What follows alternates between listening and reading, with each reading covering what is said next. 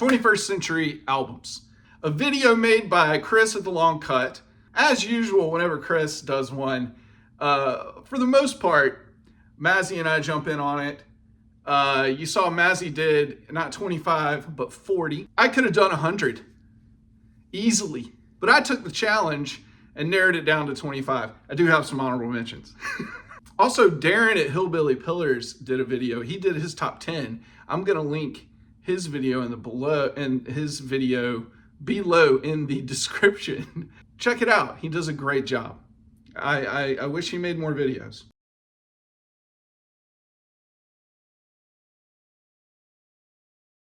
Okay, I'm not going to spend any time on these honorable mentions. I'm just going to say, over the years, I've lost a little love for some of these bands. I just don't feel the same way about them that I once did, and that sometimes happens. So they didn't make my top 25. These first two aren't bands that I have fallen out of love with or artists I've fallen out of love with. They just didn't make the cut. It was difficult. Rap Music by Killer Mike. Easily my favorite hip hop album of the last decade. Maybe even the last 15 years or so. At one point, my favorite record of 2020. I have another one from 2020 instead in my list. But St. Cloud by Waxahachie, it was tough. Tough, didn't make the cut though. Still have a lot of love for this album, but didn't make the cut. Songs for the Deaf by Queens of the Stone Age. This one was probably the hardest one to leave off. Z, My Morning Jacket. We'll say 26. Picaresque by the Decemberists. Funeral by Arcade Fire, and High Violet by The National.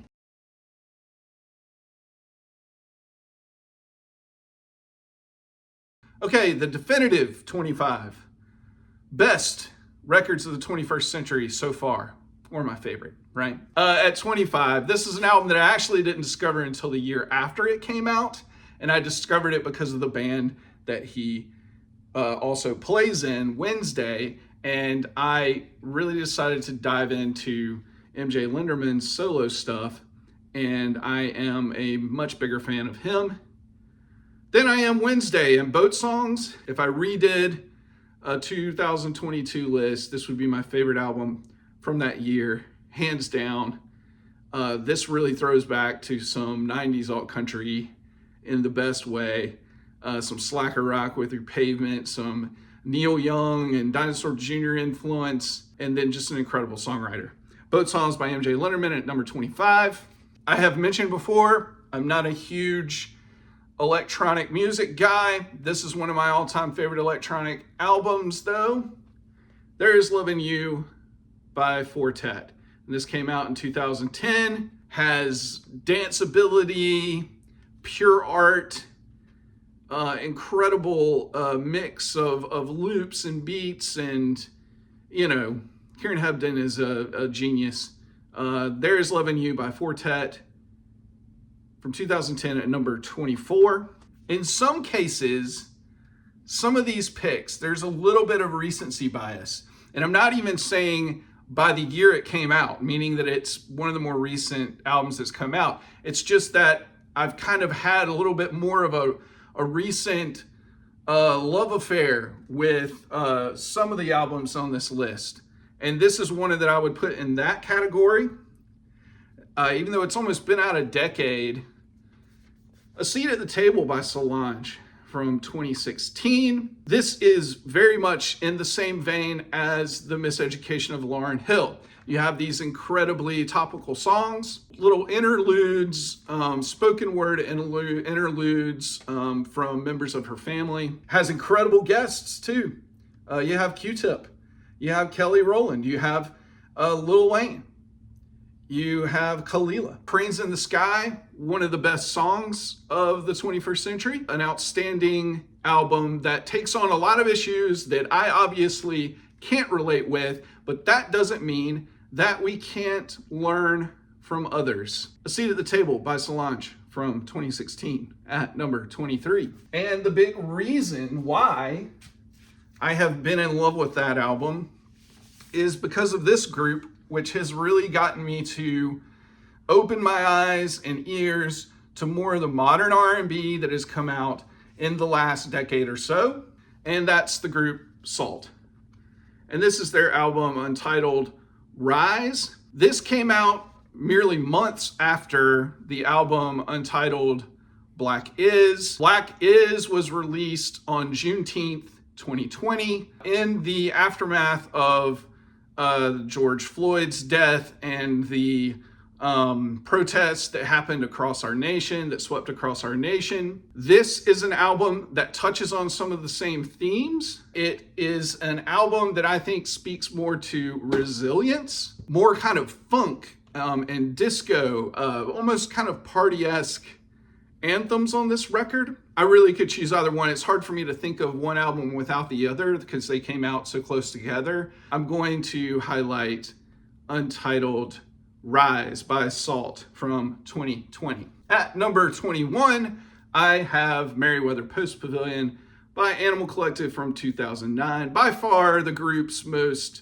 accessible record. Songs like My Girls and Summertime Clothes, a modern psychedelic masterpiece. Yeah, just a fantastic album. Everybody should know this one, really. Merriweather Post Pavilion by Animal Collective from 2009 at number 21. At number 20, I have Halcyon Digest from Deer Hunter from 2010. Sometimes I even forget how much I love this band. And as I was going through thinking about the albums, I kept falling on this one and also Microcastle from 2008. Both are absolutely incredible records. I kind of flip-flop on the day of which one is my favorite. Deer Hunter just does such an excellent job of pulling in a range of sounds from psychedelic, garage, rock, post-punk sounds, dabs of shoegaze. Deer Hunter is a band that I feel like a lot of you out there don't really talk enough about and really should kind of be a little bit more infatuated with than you are. Okay, at number 19, I have my favorite album from last year, 2024's The Past Is Still Alive by Hooray for the Riff Raff, project of Alinda Segarra. An album that lyrically reads like a journal across a road trip across America, reckoning with one's past, paying homage to the people in one's past, but also living very much in the present. I completely am willing to acknowledge that as many people just do not connect with this record as much as I did. For me, it just connected like no other. I'm also just a big fan of Alinda Segarra and become a bigger fan with every release. At number 18, I have 2003's Happy Songs for Happy People by Mogwai. This is my favorite Mogwai album. It just hit the sweet spot of everything great about Mogwai. It has the slower, more introspective songs.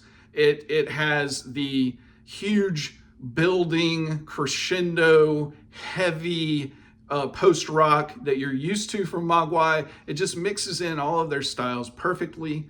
And I think, to me, from beginning to end, is their masterpiece, really. At number 17, I have Know by Heart from American Analog Set.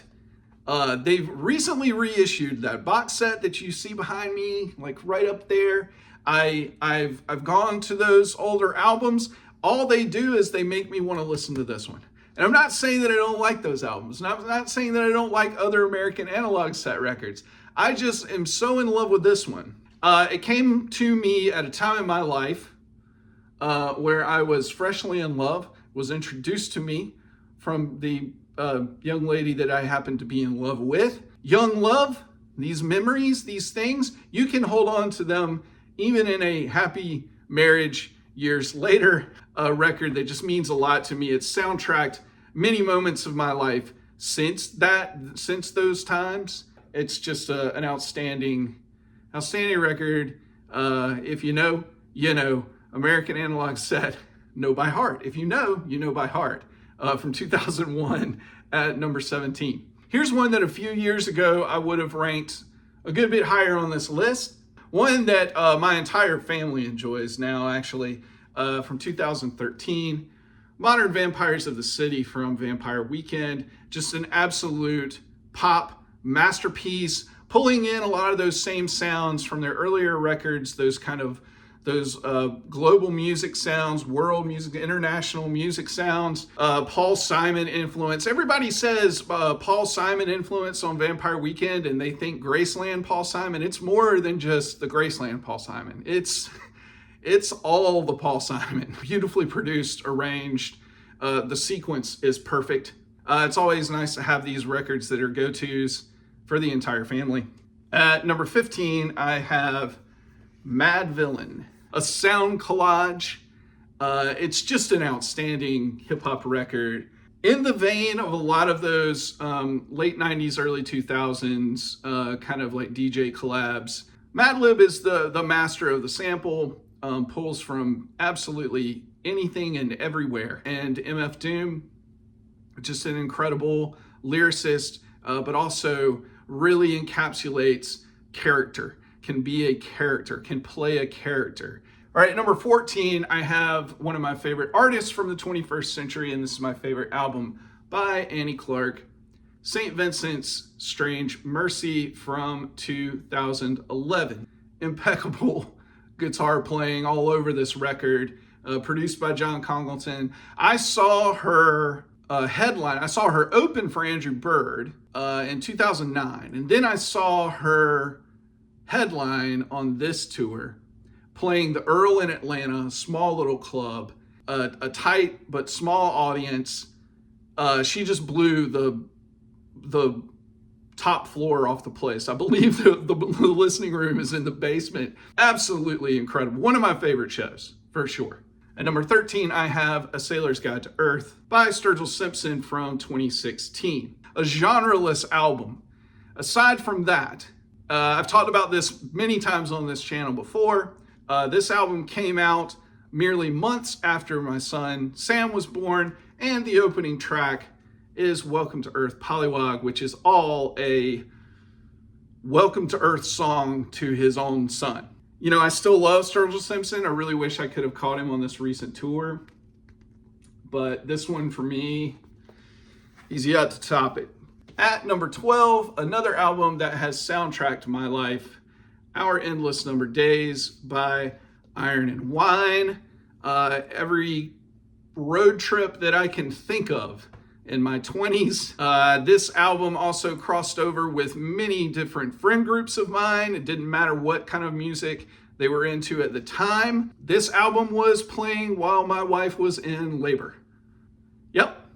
Here's maybe where a little bit of recency bias has kicked in, because I'm so in love with Tunde's solo album that he put out this year. But yeah, the lead singer, obviously he's also the lead singer of this band, TV on the Radio, and this is 2008's Dear Science. This definitely would have been in my top 25 21st century albums, no matter what. It might just be a little higher on the list because, like I said, because of recency bias. I think that this isn't necessarily TV on the Radio's most accessible record as a whole, but it was their most accessible record up to this point. There's still a very layered sound, still a very kind of maximalist production, you know, filling all of the space with as much as you can, but it is appropriately mixed and produced and arranged. At number 10, I have Andrew Bird and the Mysterious Production of Eggs from 2005. Andrew Bird just does everything for me. Incredible vocalist, incredible musician. He's a world-class whistler, layers and layers of sound, but he also has an incredible sense of humor that runs all the way throughout this record lyrically. A lot of his lyrics are just kind of like play on words, just really, really smart. At number 9 from 2003, I have Chutes Too Narrow by the Shins.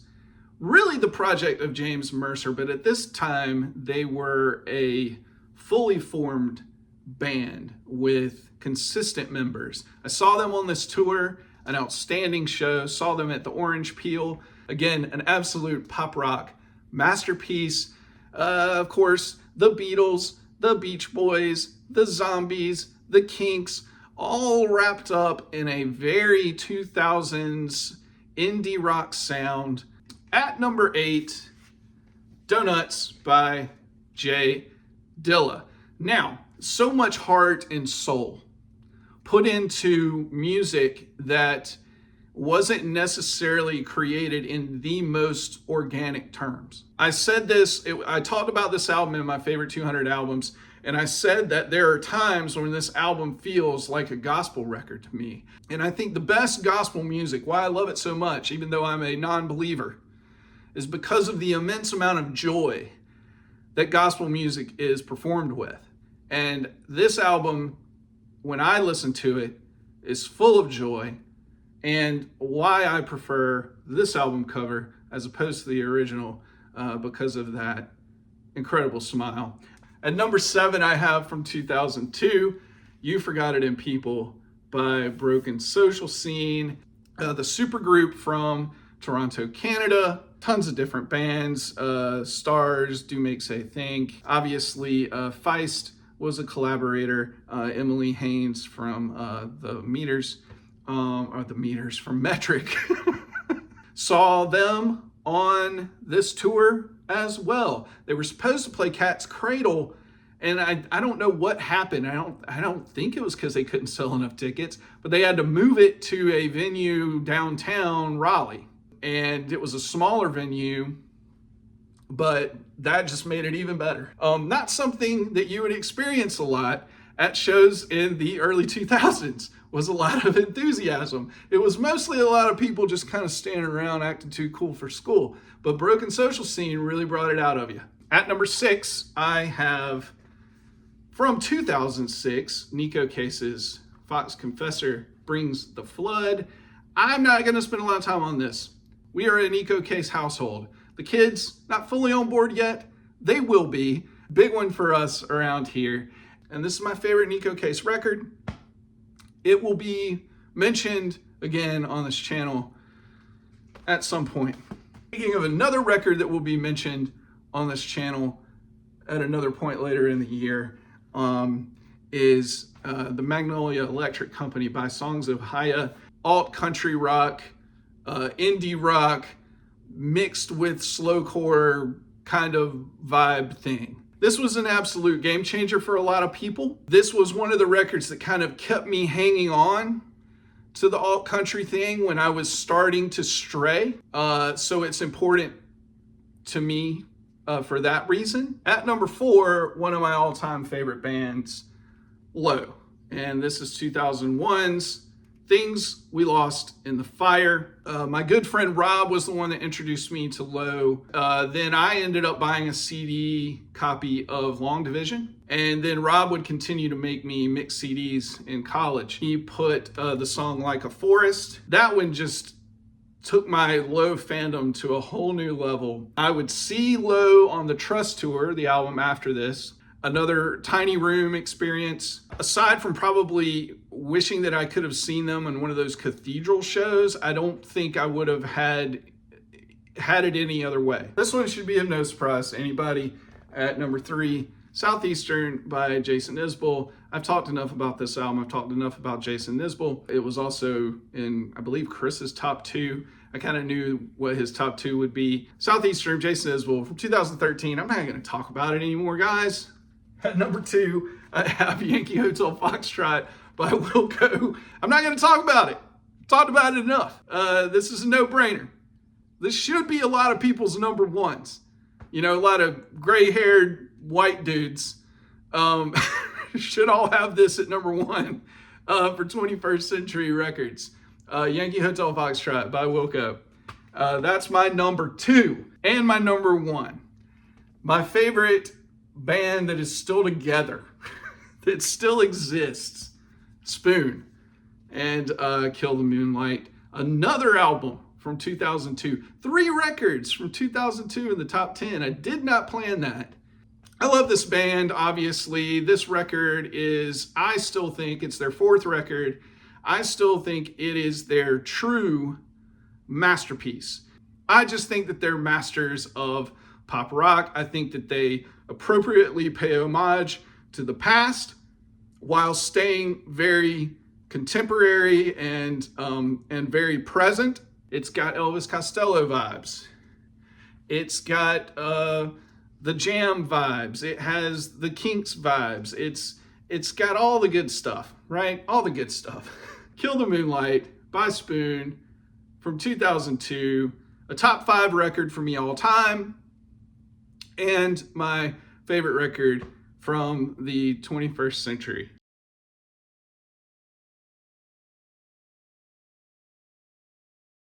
Woo! We made it through. I said I was going to do this in 15 minutes.